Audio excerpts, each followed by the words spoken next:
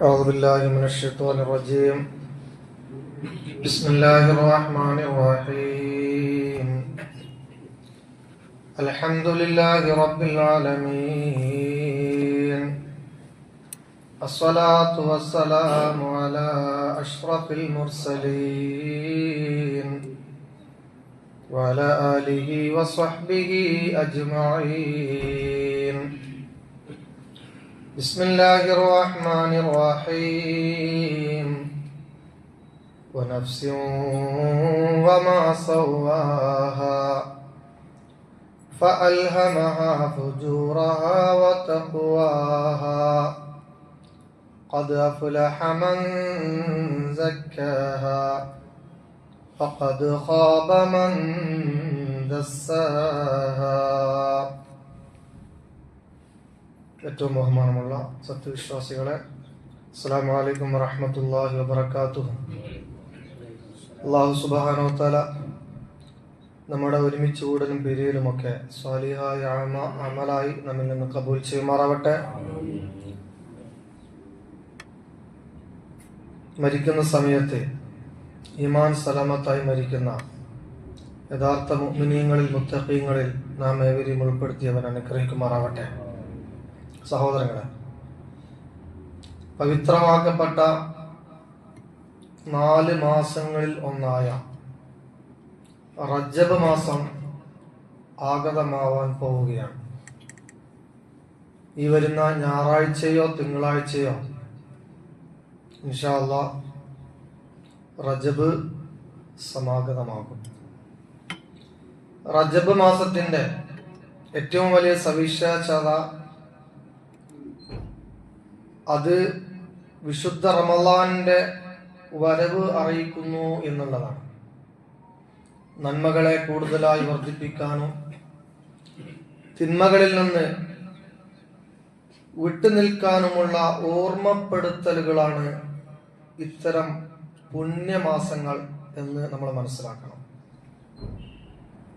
വിശ്വാസികളായ നാം നമ്മോട് തന്നെയുള്ള ബാധ്യതകള് നിർവഹിച്ചവരാകണം. ആ ബാധ്യതകള് നിർവഹിക്കുന്നതിന്റെ ഭാഗമായിട്ടുള്ള ഓർമ്മപ്പെടുത്തലുകളാണ് ഓരോ സവിശേഷമായ മാസങ്ങളും ദിവസങ്ങളുമൊക്കെ.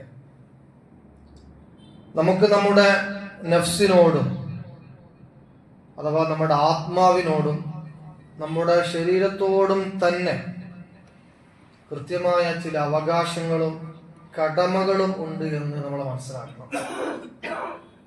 അവ നിറവേറ്റാതെ നമുക്ക് യഥാർത്ഥ വിജയം കൈവരിക്കാൻ സാധിക്കുകയില്ല. പവിത്രമാക്കപ്പെട്ട വരാനിരിക്കുന്ന മാസങ്ങളെ നമ്മുടെ ആത്മശുചീകരണത്തിനായി നാം ഉപയോഗപ്പെടുത്തണം. നമ്മുടെ ഈ ബോഡി, ഈ ശരീരവും ആ ശരീരത്തിന്റെ അകത്ത് വളരെ നിഗൂഢമായി കണക്കാക്കപ്പെടുന്ന ആത്മാവും അത് നമ്മുടേതല്ല, അത് അള്ളാഹുവിൻ്റെതാണ് എന്ന് നമ്മൾ മനസ്സിലാക്കണം. അതിന്റെ യഥാർത്ഥമായ ഉടമ, ഈ കാണുന്ന ബോഡിയുടെയും ഈ ബോഡിയിലുള്ള റൂഹിന്റെയും ആത്മാവിന്റെയും അഥവാ ജീവന്റെയും യഥാർത്ഥമായ ഉടമ അള്ളാഹുവാണ്. കാരണം എന്റെ ബോഡിയും എന്റെ ആത്മാവുമൊന്നും ഞാൻ ഒരു കടയിൽ നിന്നും പർച്ചേസ് ചെയ്തതല്ല. എന്റെ വാപ്പയും എന്റെ ഉമ്മയും എവിടെ നിന്നെങ്കിലും വാങ്ങിയതൊന്നുമല്ല. സൃഷ്ടാവായ അല്ലാഹു സുബ്ഹാനഹു വ തആല ഈ രൂപത്തിൽ നമ്മയൊക്കെ സൃഷ്ടിച്ചതാണ്, വെറുതെ തന്നതാണ്. നമുക്കിടെ നമ്മുടെ ജീവിതവും നമ്മുടെ ശരീരവും നമ്മുടെ റൂഹും ഒക്കെ വളരെ സൗജന്യമായിട്ട് തന്നതാണ്.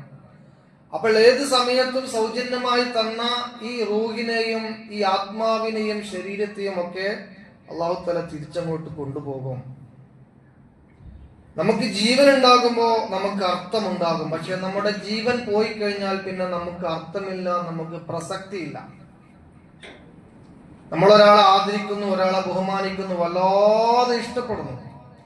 അയാളുടെ മുഖം നമുക്ക് അത്രയും ഇഷ്ടമാണ്, അയാളുടെ സാമീപ്യം അത്രയും ഇഷ്ടമാണ്. അദ്ദേഹത്തോടൊപ്പം ഇരിക്കുന്നത്, കിടക്കുന്നതൊക്കെ നമുക്ക് വളരെ വലിയ ഇഷ്ടമാണ്. പക്ഷെ അയാളുടെ അല്ലെങ്കിൽ അവളുടെ ശരീരത്തിൽ നിന്ന് റൂഹ് പോയി കഴിഞ്ഞാൽ നമ്മളൊന്ന് ആലോചിച്ച് നോക്കണം. നമ്മൾ ഇന്നവരെ ഇഷ്ടപ്പെട്ട ആ വ്യക്തി, ആ സഹോദരൻ, ആ സഹോദരി, ഭാര്യ, മക്കൾ, ഉമ്മ, ആരാകട്ടെ, അവരുടെ ശരീരത്തിൽ നിന്ന് റൂഹ് പോയി കഴിഞ്ഞാൽ അവർ അവിടെ തന്നെയുണ്ട്. നമ്മൾ ചിന്തിക്കും, അവർ അവിടെ തന്നെയുണ്ട്. എന്തേ നമുക്ക് പഴയ ഒരു ഇഷ്ടം അവരോട് വരാത്തത്? എന്നിട്ട് ആ ബോഡിയെ നമ്മൾ എന്താ ചെയ്യുന്നത്? കൊണ്ടുപോയി അടക്കം ചെയ്യുകയാണ്. മനുഷ്യജീവൻ വളരെ നിസാരമാണ്. മനുഷ്യന് ആരോഗ്യവും അവസരങ്ങളും സൗന്ദര്യങ്ങളും പണങ്ങളും പ്രതാപങ്ങളും ഒക്കെ ഉണ്ടാകുമ്പോ അവന് തോന്നും ഞാൻ എല്ലാത്തിനും മതിയായവനാണ് എന്ന്. അങ്ങനെ തോന്നരുത്. നമ്മുടെ ബോഡി, നമ്മുടെ റൂഹ് എല്ലാം സർവശക്തനായ അല്ലാഹു നമുക്ക് നൽകിയതാണെന്ന ബോധം നമുക്ക് എപ്പോഴും ഉണ്ടാകണം. അതുകൊണ്ട് തന്നെ ആ റൂഹിനെയും ആത്മാവിനെയും ശുചീകരിക്കാനുള്ള പ്രവർത്തനങ്ങൾ, നന്നാക്കാനുള്ള പ്രവർത്തനങ്ങളാകണം വിശ്വാസികളുടെ ഭാഗത്തുണ്ടാകേണ്ടത്. വിശുദ്ധ ഖുർആൻ പറഞ്ഞു, വനഫ്സിൻ വമാ സവ്വാഹാ, ആത്മാവിനെ തന്നെയാണ് സത്യം, അതിന്റെ ഘടനയും തന്നെ സത്യം, ആത്മാവിനെ സംവിധാനിച്ച ആ ഒരു മഹാ അത്ഭുതം തന്നെ സത്യം.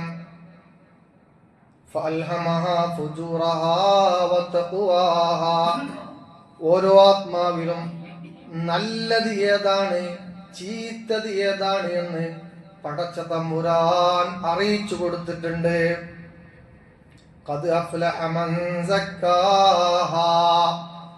നന്മകൾ നോക്കിയിട്ട് ആരെങ്കിലും ആത്മാവിനെ പരിശുദ്ധപ്പെടുത്തിയോ സംസ്കരിച്ചോ അവൻ വിജയിച്ചിരിക്കുന്നു.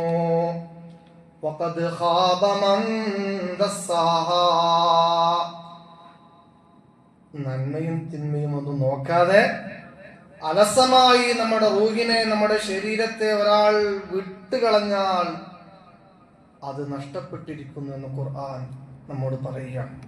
അതുകൊണ്ട് തന്നെ നമ്മുടെ ശരീരത്തിനോട് നാം ചെയ്യേണ്ട ചില കടമകളുണ്ട്. 4 ബാധ്യതകൾ നമ്മുടെ ശരീരത്തിനോട് നമ്മൾ ചെയ്യണം. പവിത്രമായ റജബിന്റെ മാസം നമ്മിലേക്ക് സമാഗതമാകുന്ന ഈ സന്ദർഭത്തിൽ ആ 4 കടമകളെ കുറിച്ച് നമ്മളൊന്ന് ആലോചിക്കണം. ഒന്നാമത്തെ കടമ നമ്മുടെ നഫ്സിനെ ശുചീകരിക്കുക എന്നുള്ളതാണ്. ആത്മശുചീകരണം വരുത്തുക എന്നുള്ളതാണ്. നഫ്സിനെ അതിന്റെ ഇഷ്ടങ്ങൾക്ക് വിട്ടുകൊടുത്താൽ അത് നമ്മെ നിയന്ത്രിക്കുകയും നാം നഫ്സിന്റെ അടിമയായിട്ട് മാറുകയും ചെയ്യും. എന്നാൽ അതിനെ നമ്മൾ നിയന്ത്രിച്ചു കഴിഞ്ഞാൽ നമുക്ക് നമ്മുടേതായിട്ട് അതിനെ കിട്ടും. തസൂഫിന്റെ പണ്ഡിതന്മാർ നഫ്സിനെ കുറിച്ച് പറയുന്നത് വൻ നഫ്സു കത്വിഫ്ലി, നഫ്സ് എന്ന് പറയുന്നത് ഒരു കുട്ടിയെ പോലെയാണ്. പിഞ്ചു കുട്ടിയെ, ചെറിയ കുട്ടിയെ ഏത് രൂപത്തിലാണോ നാം വളർത്തുന്നത് ആ കുട്ടിയെ എത്രമാത്രം നമുക്ക് നിയന്ത്രിക്കാൻ കഴിയും ചെറിയ കുഞ്ഞിന് എന്നതുപോലെ തന്നെ നമുക്ക് നമ്മുടെ ആത്മാവിനെ നിയന്ത്രിക്കാൻ സാധിക്കുമെന്നാണ്. ആ കുട്ടിയെ നമ്മൾ അലസമായി വിട്ടു, പരിചരണം കൊടുക്കാതെ അലസമായി വിട്ടു, സ്വഭാവങ്ങളെ നിയന്ത്രിക്കാതെ അലസമായി വിട്ടു, സംസ്കാരങ്ങൾ പഠിപ്പിക്കാതെ അലസമായി വിട്ടു, ആ കുട്ടി നന്മയുടെ ഭാഗത്തുണ്ടാവുകയില്ല എന്നുള്ള സത്യമാണ്.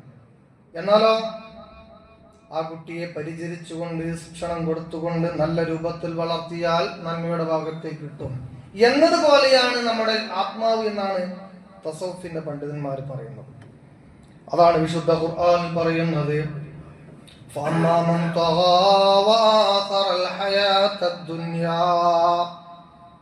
ആരെങ്കിലും അതിക്രമം കാണിക്കുകയും ദുനിയാവിന്റെ ജീവിതത്തിന് വളരെ വലിയ ഇമ്പോർട്ടന്റ് കൽപ്പിക്കുകയും ചെയ്താൽ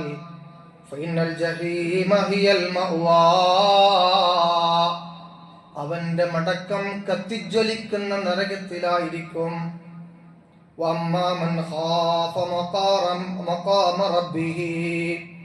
ആരെങ്കിലും അള്ളാഹുവിന്റെ സ്ഥാനം മനസ്സിലാക്കിയിട്ട് അള്ളാഹുവിനോട് ഭയപ്പാടോടുകൂടി ജീവിച്ചാൽ അഥവാ തിന്മകളിൽ നിന്ന് മാറിയിട്ട് ആത്മശുചീകരണം നടത്തിയിട്ട് ജീവിച്ചാൽ ഫൈനൽ ജന്നത ഹിയൽ മഅ്വാ, അവന്റെ അഭയകേന്ദ്രം സ്വർഗമാണ് എന്ന് സൂറത്തു നാസിആത്തിൽ അല്ലാഹു സുബ്ഹാനഹു വ തആല പറയാം. ഇവിടെ ഒന്നാമത്തെ കടമ നമ്മുടെ ശരീരത്തെ നാം ശുദ്ധീകരിക്കുക എന്നുള്ളതാണ്. അതിന് തസൗഫിന്റെ പണ്ഡിതന്മാർ രണ്ട് വഴികൾ പറയുന്നുണ്ട്. ഒന്ന് അത്തഹ്ലിയ, മറ്റൊന്ന് അത്തഹ്ലിയ. എന്താണ് തഹ്ലിയ? പാപങ്ങളിൽ നിന്ന്, അതേപോലെ ദുഷിച്ച സ്വഭാവങ്ങളിൽ നിന്നും നഫ്സിനെ ബോധപൂർവം ഒഴിവാക്കുക. അത് തെറ്റാണോ? ചെയ്യാതിരിക്കുക. അത് മോശപ്പെട്ട സ്വഭാവമാണോ? ചെയ്യാതിരിക്കുക, ബോധപൂർവം. അതാണ് അത്തഹ്ലിയ. മറ്റൊന്ന് അത്തഹ്ലിയ, സൽക്കർമ്മങ്ങൾ, നല്ല സ്വഭാവങ്ങൾ ശീലിക്കുക. അത് നല്ല കാര്യമാണോ? ചെയ്യുക. അത് നല്ല സ്വഭാവമാണോ? സ്വീകരിക്കുക. ഇതാണ് ആത്മശുചീകരണത്തിന്റെ സിമ്പിളായ വഴി എന്ന് തസൗഫിന്റെ പണ്ഡിതന്മാർ പറയാണ്. എല്ലാ ദിവസവും നാം ഉറങ്ങാൻ പോകുമ്പോൾ ആ ദിവസം നമ്മുടെ അറിവിനെ കുറിച്ച്, അന്ന് നാം നേടിയ വിജ്ഞാനത്തെ കുറിച്ച്, നല്ല ഇൽമിനെ കുറിച്ച്, സൽക്കർമ്മങ്ങളെ കുറിച്ച്, ആത്മസംസ്കരണങ്ങളെ കുറിച്ച്, എന്തെങ്കിലും നന്മകൾ ചെയ്തിട്ടുണ്ടോ എന്നതിനെ കുറിച്ച് നമ്മൾ ആലോചിക്കണം. അങ്ങനെ ആലോചിച്ച് ചിന്തിച്ച് നന്മകൾ ജീവിതത്തിലേക്ക് കൊണ്ടുവരികയും തിന്മകൾ ഉപേക്ഷിക്കുകയും ചെയ്യുക. അങ്ങനെ ആത്മസംസ്കരണം നടത്തി കഴിഞ്ഞാൽ ഖുർആൻ പറയുന്നു, വമൻ തസക്കാ ഫഇന്നമാ യതസക്കാ ലിനഫ്സിഹി. ആര് നന്നായോ അതിന്റെ ഗുണം അവന് തന്നെയാണ്. അവിടെയാണ് നമ്മൾ വളരെ കൃത്യമായി ആലോചിക്കേണ്ടത്. നമ്മൾ നന്നായാൽ അതിന്റെ ഗുണം നമുക്ക് തന്നെയാണ് എന്നാണ് അല്ലാഹു തആല പറയുന്നത്. അള്ളാഹിന് പ്രത്യേകിച്ച് അതുകൊണ്ട് ഒരു കാര്യവുമില്ല. നമ്മൾ നന്നായാൽ അതിന്റെ ഗുണം നമുക്ക് തന്നെയാണ്. വമൻ തസക്കാ ഫഇന്നമാ യതസക്കാ ലിനഫ്സിഹി. അതുകൊണ്ട് ആത്മസംസ്കരണം നേടണം. ആത്മസംസ്കരണം അനിവാര്യമാണ്. അപ്പോൾ സഹാബാക്കൾ നബി സല്ലല്ലാഹു അലൈഹി വസല്ലമയോട് ചോദിച്ചു, അല്ലാഹുവിന്റെ റസൂലേ, എന്താണ്, എങ്ങനെയാണ് ആത്മസംസ്കരണം? ആ സമയത്ത് മുഹമ്മദ് മുസ്തഫ സല്ലല്ലാഹു അലൈഹി വസല്ലമ പറഞ്ഞു, അയ്യഅലമ അന്നല്ലാഹ അസ്സ വജല്ല മഅഹു ഹൈതു കാൻ. നീ അല്ലാഹുവിനെ അറിയുക, നീ എവിടെയാണെങ്കിലും അല്ലാഹു നിന്റെ കൂടെയുണ്ട് എന്ന ബോധം നിനക്കുണ്ടാവുക. എന്നാ പിന്നെ തിന്മകളൊന്നും ചെയ്യൂല എന്നർത്ഥം. അതാണ് ആത്മസംസ്കരണത്തിന്റെ ഒന്നാമത്തെ പടി. ഞാൻ പരിശുദ്ധനായ ഒരു വ്യക്തിയാണ്, എനിക്കത് ചെയ്യാൻ പാടില്ലല്ലോ എന്നൊരു ബോധമായിരിക്കണം നമുക്കുണ്ടാകേണ്ടത്. മാതാപിതാക്കളുടെ, ജനങ്ങളുടെ, അതേപോലെ ബന്ധുമിത്രാദികളുടെ, കൂട്ടുകാരുടെ മുന്നിൽ വെച്ച് നാം ചെയ്യാൻ മടിക്കുന്ന കാര്യം റബ്ബിന്റെ മുന്നിൽ വെച്ചും നാം ചെയ്യാൻ പാടില്ല. കാരണം ഏത് സമയത്തും അല്ലാഹു തആല എന്നെ അറിയുന്നുണ്ട് എന്നൊരു ബോധം നമുക്കുണ്ടാകണമെന്നാണ്. മഹാനായ മുഹമ്മദ് മുസ്തഫ സല്ലല്ലാഹു അലൈഹി വസല്ലമ പറഞ്ഞു, മലകൾ പോലുള്ള നന്മകളുമായി, നന്മയുടെ കൂമ്പാരവുമായി നാളെ പരലോകത്ത് ഒരു കൂട്ടം ആളുകൾ വരും. ആ നന്മയുടെ കൂമ്പാരങ്ങൾ ഒരു നിമിഷത്തിൽ നിഷ്പ്രഭമായി പോകും, ധൂളികളായി തെറിച്ചു പോകും. നന്മകളൊന്നും തന്നെ ഈ നന്മ ചെയ്ത ആൾക്ക് കാണാൻ കഴിയില്ല, അനുഭവിക്കാൻ കഴിയില്ല, അള്ളാഹുവിന്റെ മുമ്പിൽ സമർപ്പിക്കാനും കഴിയുകയില്ല. ധാരാളം നന്മ ചെയ്ത ആളാണ്, പക്ഷെ അള്ളാഹിന്റെ മുന്നിൽ എത്തിയപ്പോ ഉണ്ടായിരുന്നു, കാണുന്നില്ല. ഇപ്പോ ധൂളികളായി പാറിപ്പോകും. അള്ളാഹിന്റെ റസൂലേ, ആരാണ് ആ കൂട്ടം ആൾക്കാര്? നബി സല്ലല്ലാഹു അലൈഹി വസല്ലമ പറഞ്ഞു, അമാ ഇന്നഹും ഇഖ്വാനുക്കും. അവർ നിങ്ങളുടെ പ്രിയപ്പെട്ടവരാണ്, നിങ്ങളുടെ സഹോദരന്മാരാണ്, നിങ്ങൾക്ക് നേതൃത്വം കൊടുത്ത ആളുകളാണ്, നിങ്ങളെ കൂടെ നടന്ന ആളുകളാണ്, നിങ്ങളുടെ മുന്നിൽ വളരെ നല്ല മനുഷ്യന്മാരാണ്. വയഖുദൂന മിനൽ ലൈലി കമാ തഖുദൂൻ. നിങ്ങളെപ്പോലുള്ള എല്ലാ നല്ല പ്രവർത്തനങ്ങളും ചെയ്തവരാണ്. പക്ഷേ വലാകിന്നഹും അഖ്വാമുൻ, അവർക്കൊരു സ്വഭാവം ഉണ്ടായിരുന്നു. ഇദാ ഖലൂ ബിമഹാരിമില്ലാ ഇൻതഹകുഹാ. ആരുമില്ലാത്ത സന്ദർഭത്തിൽ തെറ്റുകൾ ചെയ്യുന്ന ആളുകളാണ്, അള്ളാഹു വിലക്കിയ കാര്യങ്ങൾ ചെയ്യുന്ന ആളുകളാണ് എന്ന് മഹാനായ മുഹമ്മദ് മുസ്തഫ സല്ലല്ലാഹു അലൈഹി വസല്ലമ ആളുകളുടെ മുന്നിൽ വെച്ചുകൊണ്ട് ചെയ്ത് കൂട്ടിയ മുഴുവൻ നന്മകളുമായി പാരത്രികമായ ലോകത്ത് വരുന്ന മനുഷ്യന് അത് അനുഭവിക്കാൻ അവസരമുണ്ടാവുകയില്ല എന്നാണ് ഷഫീഉന റസൂലുള്ളാഹി സ്വല്ലല്ലാഹു അലൈഹി വസല്ലമ പറയുന്നത്. അതുകൊണ്ട് തന്നെയാണ് നന്മകൾ ചെയ്യുന്നതോടൊപ്പം തിന്മകൾ, രഹസ്യമായുമുള്ള തിന്മകൾ, പരസ്യമായുമുള്ള തിന്മകൾ ഉപേക്ഷിക്കുക എന്നുള്ളതാണ് തസ്കിയത്തുൻ നഫ്സ്. അല്ലാഹു തആല സഹായിക്കുമാറാവട്ടെ. ഓരോ റജബ് മാസം വരുമ്പോഴും പുണ്യമാക്കപ്പെട്ട മാസങ്ങളും സന്ദർഭങ്ങളും ദിവസങ്ങളും നമ്മളിലേക്ക് വരുമ്പോൾ ഈ കാര്യമാണ് നാം ആലോചിക്കേണ്ടത്. രണ്ടാമത്തെ ഒരു കടമ, അത് നഫ്സിനെ കടത്തിൽ നിന്ന് സംരക്ഷിക്കലാണ്. ഈ ഭൂമിയിൽ നമ്മൾ ജീവിക്കുമ്പോൾ മനുഷ്യനുമായി നമ്മൾ ഇടപഴകും. പല ആളുകൾ കടങ്ങൾ വാങ്ങും. കടങ്ങൾ വാങ്ങിയാൽ അവൻ ഭാരമുള്ളവനായിട്ട് മാറും. ഒരാൾ മറ്റൊരാളിൽ നിന്ന് കടം വാങ്ങിയാൽ ആ മനുഷ്യനോട് അവൻ കടപ്പെട്ടവനാകും. അതാണ് കടം എന്ന് പറയുന്നത്. നിസ്സാരമായ കാര്യമല്ല. നമ്മുടെ ആത്മാവിനെ നശിപ്പിച്ച് കളയുന്ന, നമ്മുടെ അഅമാലുകളെ നശിപ്പിച്ച് കളയുന്ന, നമ്മുടെ എല്ലാ സൽപ്രവർത്തനങ്ങളെയും ചോദ്യം ചെയ്യുന്ന ഒരു പ്രവർത്തനമാണ് മറ്റൊരാളുമായുള്ള കടം. അത് പ്രത്യേകം ശ്രദ്ധിക്കണം. ആത്മസംസ്കരണത്തിന്റെ രണ്ടാമത്തെ ഭാഗമായി നമ്മൾ സൂക്ഷിക്കേണ്ട കാര്യമാണ് കടബാധ്യത.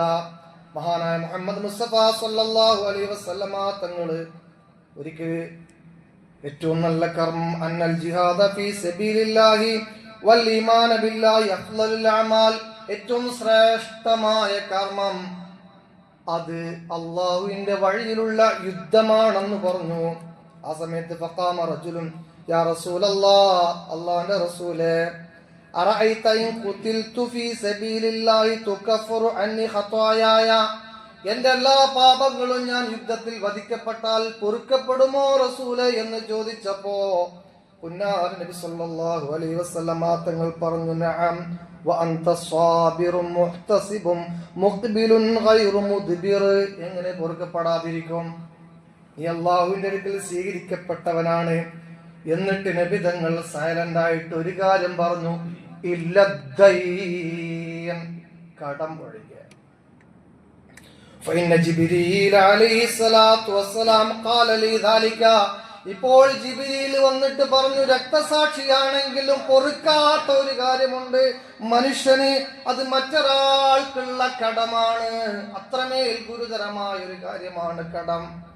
അതുകൊണ്ട് മറ്റൊരാളിൽ നിന്ന് നാം വാങ്ങിയ കടം, അത് പണമാണെങ്കിൽ അങ്ങനെ, മറ്റു വസ്തുവകകളാണെങ്കിൽ അങ്ങനെ, അത് തിരിച്ചു കൊടുത്ത് പൊരുത്തപ്പെടിക്കണം, തൃപ്തിപ്പെടുത്തണം. അല്ലാത്ത പക്ഷം അത് നമ്മുടെ റൂഹിനെ പ്രതികൂലമായി ബാധിക്കും, നമ്മുടെ ശരീരത്തിനെ പ്രതികൂലമായി ബാധിക്കും. അല്ലാഹു തആല കാത്തുരക്ഷിക്കുമാറാവട്ടെ. കടബാധ്യതകൾ, ഈ കടബാധ്യതകൾ വെച്ചുകൊണ്ട് നമ്മൾ ചെയ്യുന്ന അഅമാലുകൾ ഇങ്ങനെ ഒരിടത്ത് നിൽക്കും, അള്ളാഹുവിലേക്ക് ഉയർത്തപ്പെടുകയില്ല. മനുഷ്യനോടുള്ള ബാധ്യതകൾ ആദ്യം നിർവഹിക്കൂ, എന്നിട്ടാണ് സൃഷ്ടാവായ അള്ളാഹുവോടുള്ള ബാധ്യതകൾ നിറവേറ്റിയതിന്റെ പ്രതിഫലം അള്ളാഹു സുബ്ഹാനഹു വ തആല സ്വീകരിക്കുകയുള്ളൂ. അങ്ങനെ അവൻ മരിച്ചു പോയാലും നാളെ പാരത്രികമായ ലോകത്ത് അവൻ ചെയ്തു കൂട്ടിയ മുഴുവൻ കടങ്ങളും മുഴുവൻ അഅമാലുകളും ആരിൽ നിന്നാണോ അവൻ കടം വാങ്ങിച്ചത് അവനിലേക്ക് തിരിച്ചു കൊടുക്കേണ്ടി വരുമെന്ന് ഷഫീഉന റസൂലുള്ളാഹി. ആരാണ് മുഫ്ലിസ് എന്ന് ചോദിക്കുന്നുണ്ട്. ആ ഹദീസിലാണ് ആ കാര്യം പറയുന്നത്. അതുകൊണ്ട് സത്യവിശ്വാസികളായ മുഅ്മിനീങ്ങളായ നമ്മൾ ആലോചിക്കണം.